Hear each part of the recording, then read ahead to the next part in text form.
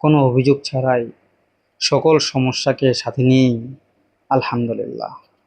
আপনি যে পরিস্থিতিতেই থাকেন না কেন, আপনি কখনোই আপনার রবের নাশুকরবারি হবেন না। আপনি সর্বদাই আপনার রবের শুকরিয়া আদায় করবেন। আপনি যে পরিস্থিতিতে থাকুন না কেন, আপনি সবসময় ভাববেন যে এটা আমার রবের পক্ষ থেকে আমার জন্য পরীক্ষা, আর এই পরীক্ষায় আমাকে উত্তীর্ণ হতেই হবে। আপনি লক্ষ্য করে দেখুন, আপনাকে মহান রব দুটি হাত দিয়েছে, দুটি পা দিয়েছে, দুটি চোখ দিয়েছে। আপনার জন্য প্রয়োজন যা যা জিনিস সব কিছু আপনাকে আপনার রব দিয়েছে। এই এতগুলো জিনিস আপনাকে যে আপনার রব বিনা চাওয়াতেই দিয়ে দিল, এর থেকে বড় চাওয়া, এর থেকে বড় পাওয়া আর কি হতে পারে আপনার জন্য? তাই সদা সর্বদা কোনো অভিযোগ ছাড়াই মহান রবের শুকরিয়া আদায় করতে হবে।